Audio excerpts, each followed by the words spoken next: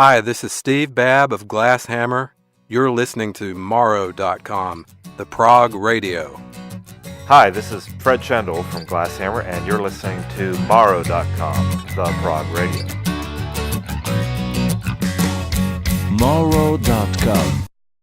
Question 7. Are you completely satisfied with the new album, or would you change something now if you had the chance? Oh, that's a loaded question. It is. It's probably too early to answer that question. I'm never 100% happy with anything, ever. No. I mean, we just about wrap up an album, and we're already looking ahead to the next one, which tells you that we must be unsatisfied on some level because we have this motivation to go on and try something new. Yeah, you let it go, and we look ahead to the next thing, and your energy has to go in looking forward and being ready to make the next project the best thing it can be, and not worrying about what might have been with the previous one. I would say generally overall we're quite happy with the last two projects, but if you dwell on them, sure there's things I want to change. Yeah, there's always a few details that come to the fore, and that happens after time, and you've heard it, a few months later, and you go, oh my gosh, I should have addressed that. That's bothering me now. But in general, we're very satisfied with the album, and I don't think any of those little details have popped up yet. Let's see, next question. What is your favorite song on the album and why? Well, it tends to change. I don't have a solid favorite. There's a few songs that maybe I tend to gravitate toward more than some of the other songs, but I don't think I'd even want to list a favorite. It will probably come. I could say my three favorites possibly.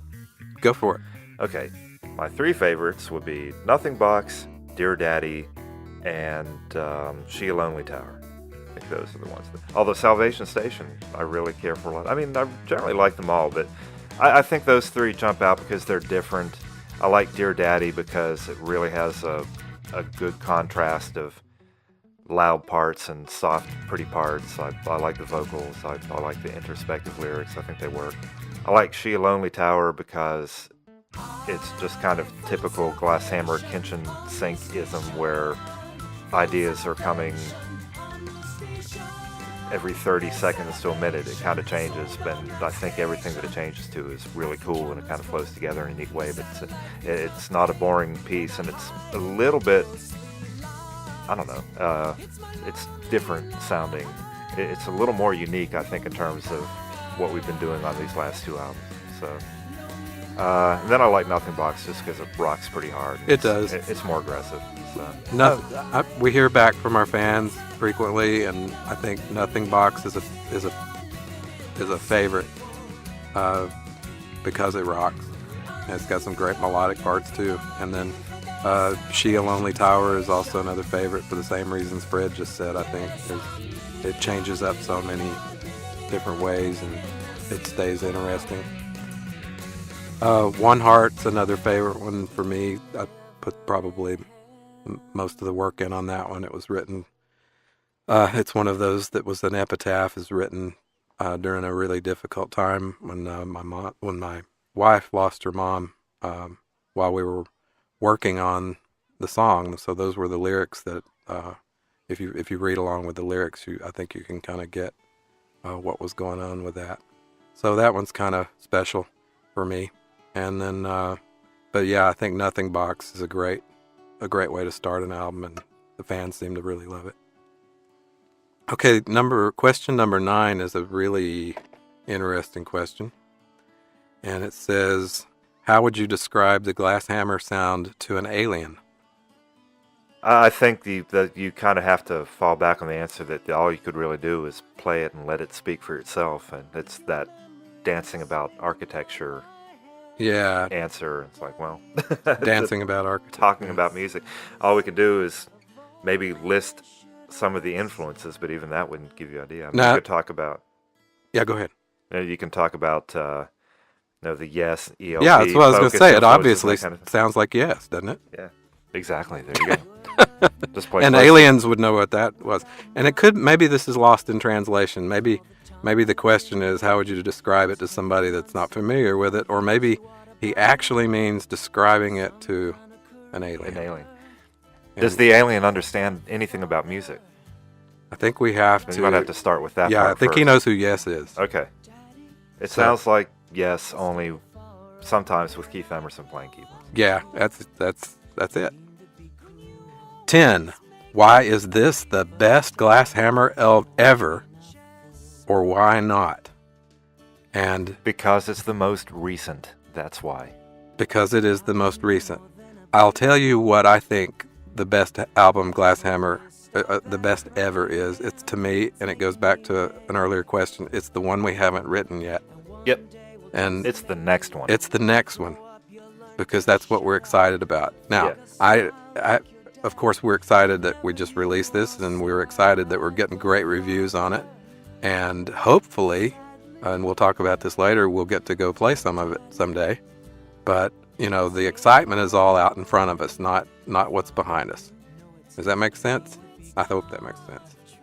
Do you agree, Fred? Yeah, I agree. Well, you Now- really have to say that the most recent album is the best album if you're the one that made it, because that would, if I didn't feel that this one was a step up from the previous album, why would I have put it out? It's the only way for me to kind of justify what we did. I have to feel strongly about it. It has to represent where I was at the moment I was writing it. It has to be about where we're at now. So obviously it resonates with what we're interested in hearing at this moment, because it is what we're doing. So it's kind of a stock answer. If you're the writer and the performer, I think you tend to have to feel that your most recent work is the best work. But like Steve said, that extends even further to What's the next one. Yeah.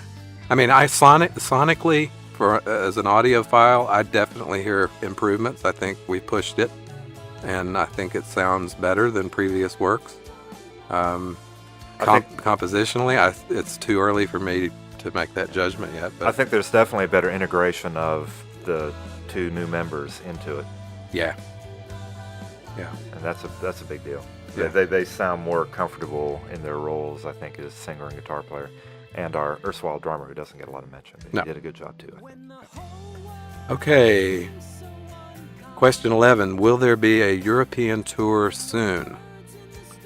Soon in Prague years? Soon in Prague time? Yeah. Nothing is definite. There have been some people that have mentioned it that might be able to facilitate it. We are not actively, aggressively pursuing it, but we are open to entertain all offers. Does that sound right? Yeah, I mean, I think you could say that we're certainly excited about the idea. We want to come. We love to play. We'd love to get to see Europe.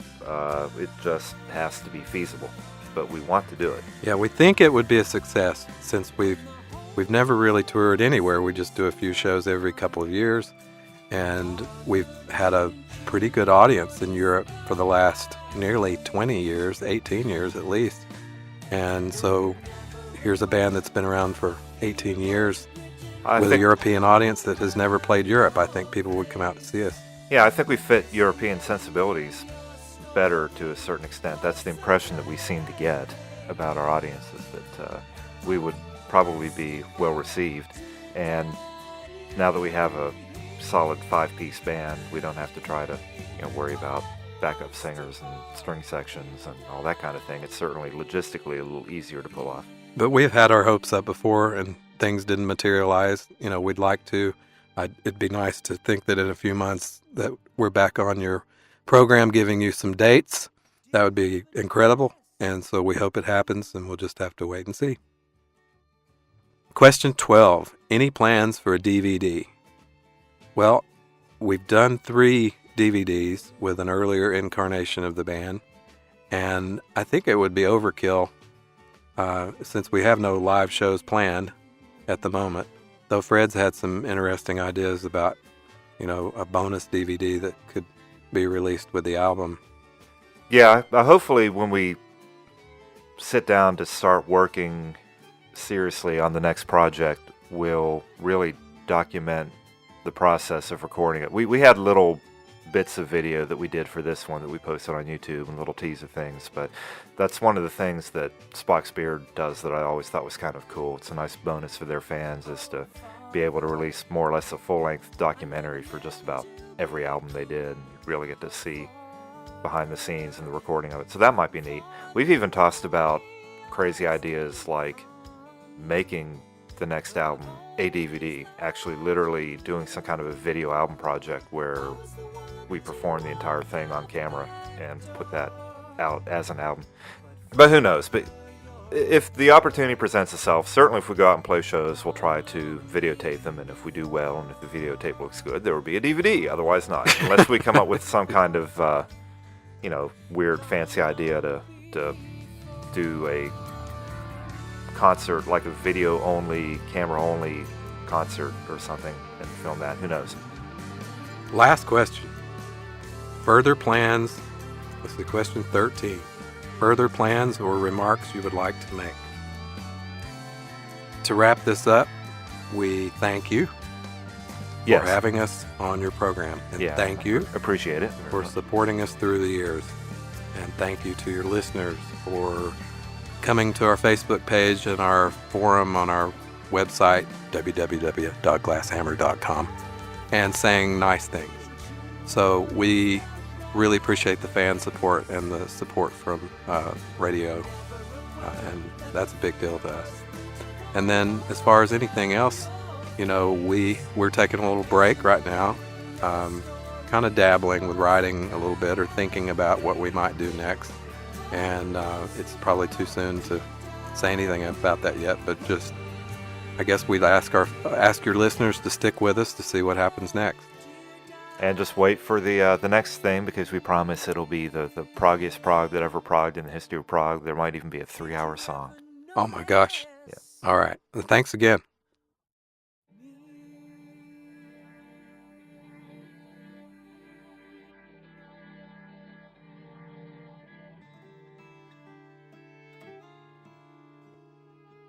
Morow.com